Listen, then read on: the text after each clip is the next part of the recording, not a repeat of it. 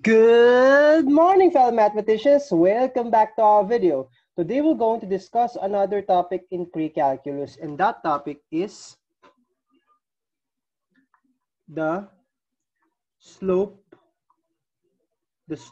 of a line. The slope of a line. I know that you are very much familiar with this concept because this is a recurring topic since your junior high school. But today, magsisilbi itong as a review on what is the concepts about the so-called slope of a line. Di ba alam natin, nung mga bata tayo, if we are given a point, there are infinitely many points that can pass through them. That point, para that specific point. Maraming pwedeng dumaan dyan na lines. Halimbawa, ito, this is a line. This is line L1, let's say. Ito, this is L2. And this is L3. Diba? And that specific lines, may mga distinguish na nagdi-distinguish sa kanya or may mga pagkakaiba sila para masabi na nagpa-pass through dyan siya sa point na yan. And that's what we call the slope. Yung slope lang naman, sinasabi yan kung gaano katarik. Gaano katarik yung mga line. Kumbaga, this is steepness. Halimbawa, kumbaga parang sa bundok. Halimbawa, bundok ito. Kung gaano katarik yung bundok mo, ganun lang ang sinasabi ng slope. And yun yung intuitive idea kung ano yung slope, guys. Ngayon, i-define natin, what is a slope? The slope of a line is the degree of steepness of the line. Kung gaano siya katarik, yun lang.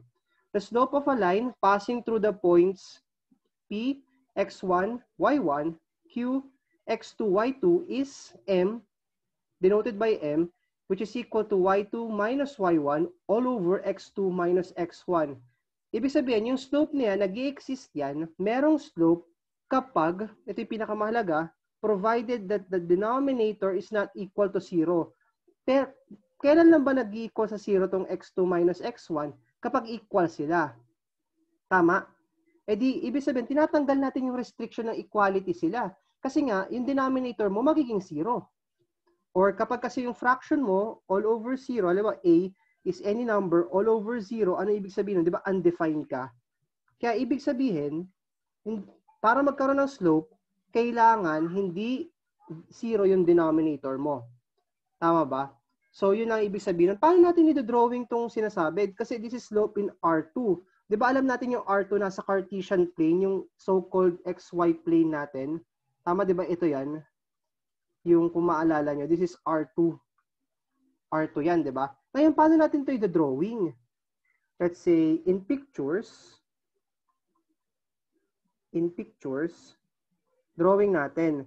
Let's say, ito yung Cartesian plane natin. Ito, X, this is X, and this is Y. Let's say we have a line. Mag-iiba tayo ng color. Let's say the color red. Let's say color red. Ito. Ito yung line natin. Diba? Let's call this L. Diba ganun naman sa geometry dati, diba? Pinapangalanan natin ng mga ganyan. Tapos magkakaroon tayo ng mga points. Let's say this is the coordinate x1. This is the coordinate x2. This is the coordinate y1. This is the coordinate, let's say, y2. Ang tanong, sir, hinuhulaan mo lang ba yung mga yan? Pinapangalanan ko lang siyang x1, x2. Bakit nauna yung x1 sa x2? Kasi di ba sa subscript, una yung 1, sa 2, kaya siya yung nauna. x1, x2. Kapag may x3, edi may x3. Kaso hindi naman mahalaga yung x3 kasi wala ka nakikita x3 sa formula. Ganon. Parang arbitrary lang. Pinipili mo lang siya maging ganon. Bakit ko siya pinipiling ganon? Kasi ito yung points na tinutukoy ng given. Ito yung P. Ito yung P na x1, y1. Ito yung Q. Ito yung x2, y2. Tama ba? Di ba tapat-tapat lang yan kapag nagpa-plot ka ng points sa Cartesian plane? Ngayon, paano ibig sabihin ng slope? Papalit tayo ng color. Let's say color green. Ang sabi lang naman ng slope, ito ay fraction. Fraction lang siya ng, di ba naalala niyo yung tinatawag na rise? Rise over run. Ganun mo lang naman nakukuha yung steepness ng line eh. Pupunta ka ng vertical distance, tapos mag-horizontal distance ka, tapos ilalagay nyo siya as fraction. Ganyan lang ang ibig sabihin ng slope. By the way, bakit siya letter M out of all letters? Bakit hindi S? Tanong nyo, kasi ang M, it is a word monte. Sabihin, mountain. Diba? It is a word. Kumbaga parang M, monte. Ganon. Yan yung ibig sabihin lang ng tinatawag nating slope of a line. Ngayon, in general kasi guys, ang definition na to is actually a theorem. A theorem. Ano ba yung theorem? Diba statement that needs to be proven. Pero in this case, in this class, we won't be proving it because it requires a lot of work then.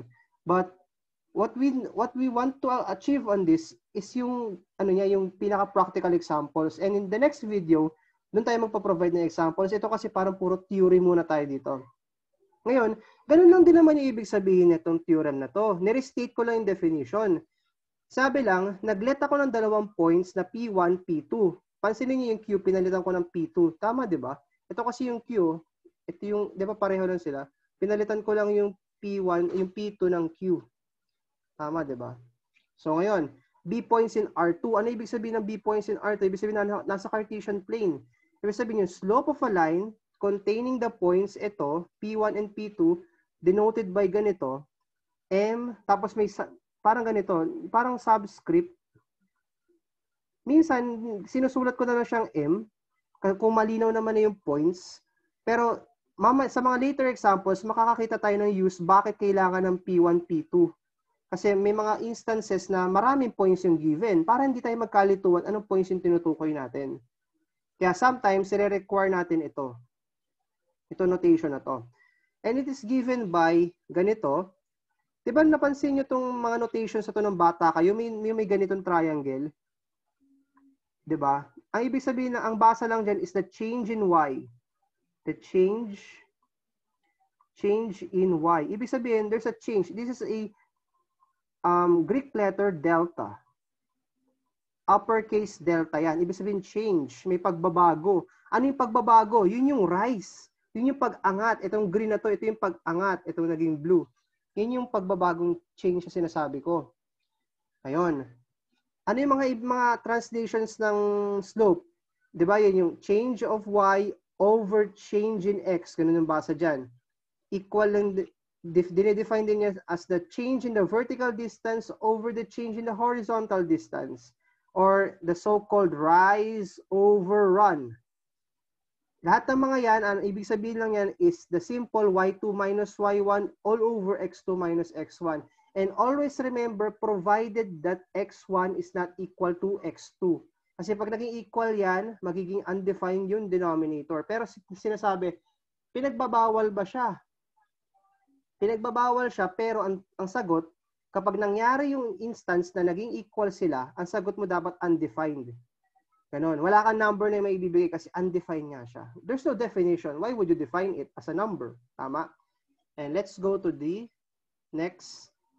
May mga remarks tayo, guys. Hindi lang naman yan, hindi lang naman yun natatapos sa definition. Ngayon, titingnan natin yung mga cases na tinatawag. May mga cases tayo. Una, 1. Lines with a positive slope. Pag positive yung slope mo, ibig sabihin yung M mo greater than 0. Tama? Kapag yung M mo greater than 0, it goes higher as 1 goes from left to right. Mula sa kaliwa, pa kanan, from left to right, kumbaga parang umaangat yung line mo. Ganito yung tsura niya. Tama?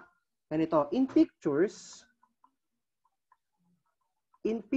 ganito yung sinasabi ko. Magdodrawing tayo ng Cartesian plane. Ito, sorry, medyo maano yung line natin medyo hindi straight, pero it is a Cartesian plane. I have no ruler right here.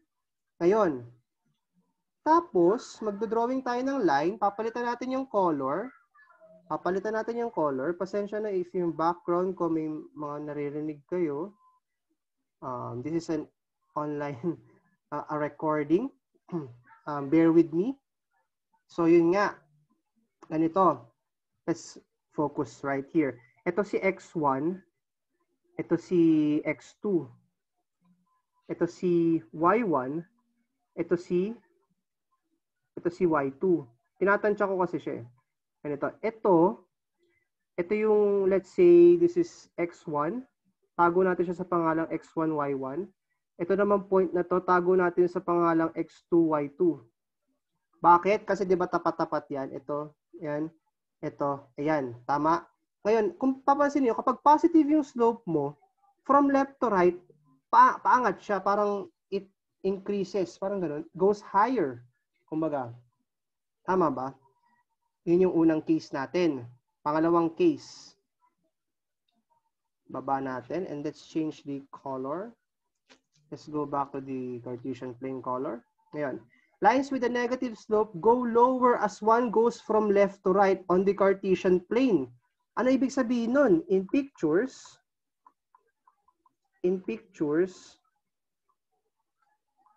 ganito. Please bring justification dun sa hindi pagkapantay ng drawing natin. This is X and this is Y.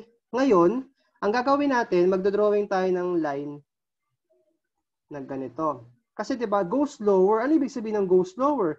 Eh di pababa ka. Ganito. Ayan. Pababa ka. Kumbaga parang yun yung bundok eh. Ngayon, this is X1. Eh di ibig sabihin, ito si Y1. Kasi yun yung partner, di ba? Ito yan. Tago natin to sa pangalang X1, Y1. Susunod. Let's say ito si X2. Eh di ibig sabihin, ito si Y2. X1 to, malinaw na pala yun. X1 to, dito, 1 yan. Ito si X2, Y2. Diba? Ganun lang naman ang ibig sabihin, ang sinasabi ko eh. Kapag daw negative yung slope mo, yung M mo, less than 0. Diba ganun naman kapag negative, diba? Less than 0 ka. So nakikita niyo yung difference ng dalawa. I-zoom out natin. Kapag daw positive ka, paangat pag ganun yung graph mo. Kapag daw yung negative yung slope mo, pag ganun yung graph mo. Ganun. Doon na ba natatapos yon? Hindi pa. May dalawang cases pa. Sasakupin natin siya. Ngayon, balik tayo sa color ng, ito. The slope of a vertical line. Ano yung vertical line, guys? Yung vertical line ganito, itsura, di ba? Yung vertical line ganito. Tama? Is undefined. Undefined siya. Bakit? Since yung coordinates daw na x1 and x2 equal, x1 is equal to x2, which gives the slope formula a zero denominator. Ano ba yung formula ng slope? Recall, m is equal to y2 minus y1 all over x2 minus x1. Sinabi, kapag daw vertical line ka, equal yung x1 saka x2. Ano ibig sabihin nun? Ito, magiging equal. Kasi halimbawa, let's say yung x1 na to, gawin mo x2 kasi nga equal sila. Magiging m is equal to y2 minus y1 over x2 minus x2. Diba? Eh, ano mangyayari dun? 0. M is equal to y2 minus y1. All over 0 yan. Ano yan? Undefined.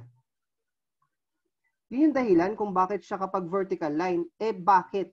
In pictures, ganito gawin natin. Let's say, magdodrawing tayo ulit ng Cartesian plane. Hindi pantay yung x-axis. Ayan. I'm sorry, dinodrawing ko lang siya freehand. I'm not using any rulers. Okay, yan. Tapos, let's say magdodrawing tayo ng isang vertical line. Let's change the color. Let's say ito. This is not a vertical line. Ayan. This is a straight line. Ayan. Tapos, let's say magpapalit tayo ng color ulit to black. Okay. Ngayon, ang gagawin natin, sabi daw dito, itong point na ito, this is actually x1 which is equal to x2. Ibig sabihin, pareho nga sila eh. Ibig sabihin, tumatama lang siya sa kahit anong mangyari, yung value na x mo, nandyan lang sa tumatama sa point na yan. Tama? So kahit magkaroon ka ng y1 dito, ito yung y2. Di ba itong point na to, this is x1, y1. Di ba? And this point is x1, y1. Pwede rin sabihin na x2 comma y1. Tapos x, not y1, this is y2. I'm so sorry for the confusion.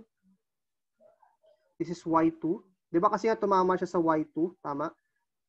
Pwede naman sabihin na x2 comma y2 yan. Ito, x1 ay x2 comma y1. Kasi nga, di ba, x1 is equal to x2. Ibig sabihin, kahit ano mangyari, dahil nga dito sa, ano na to, sa trivia na ito, itong sinabi ko na ito, undefined ka. Kasi nga, yung denominator mo magkaka-zero. So, kahit ano mangyari, pag nakakita ka ng vertical line sa given mo, zero, ay, undefined agad ang sagot. Pag na-graph mo yung line. Okay? Ayun. Meron pa, di ba kung may vertical, hindi meron, sir, horizontal as your gut feel. Tama. Ano yung itsura ng horizontal line? Ganito. This is a horizontal line, di ba? Ngayon, bakit? The slope of a horizontal line is 0 since y1 is equal to y2, which gives the slope formula a 0 numerator. Let's change back to the color. Ngayon, ano ba slope formula? M is equal to y2 minus y1 all over x2 minus x1. Tama? Sabi naman dito kasi, ang case nito, y1 is equal to y2. Diba? So, ibig sabihin, pwede mong palitan yung itong y1 na yan ng y2. Kaya magiging m is equal to y2 minus y2 all over x2 minus x1. So, it gives the slope formula ay 0 numerator. Eh, di ba kapag 0 over a number, kahit anong number yan, except 0, di ba ang sagot dyan 0? So, yung slope mo 0. In pictures, ano yan? Drawing ulit tayo ng Cartesian plane for the last time in this video. Ngayon, ito. I don't give justification to the line. Basta, ayan. Ito. This is X, and this is Y. Tama? Ano yung tsura ng horizontal line? Let's change the color. Ano ba? Ito. Ito yung horizontal line mo. And let's change the color to black. Okay. So, halimbawa, di ba itong point na to, ito naman yung case na y1 is equal to y2. Di ba? Let's say this is x1. And this is x2. Tama? Ngayon, itong point na to, this is x1, y1. And this point is x2, y2. Di ba? So, ibig sabihin, kapag nakakita ka ng horizontal line, ano ibig sabihin? Ang slope mo is 0. Eh, kapag naman vertical, lalakihan ulit natin, kapag naman vertical, ang slope mo is undefined. So that wraps up the concept of slope. I hope you learned something today. In the next video, I will be discussing examples of these cases. At least lang naman, ang gusto ko lang malaman nyo is yung definition ng slope and the 4 cases na sinasaklaw ng slope. Kapag daw ang slope mo positive, yung graph mo pa ganun, pataas. Kapag naman ang slope mo is negative, ang slope mo pababa. Kapag naman ang slope mo is vertical, kapag naman ang line mo is vertical, ang slope mo is undefined. Kapag naman horizontal, ang slope mo is 0. And till then, mathematicians, keep safe and God bless and good night, mathematicians.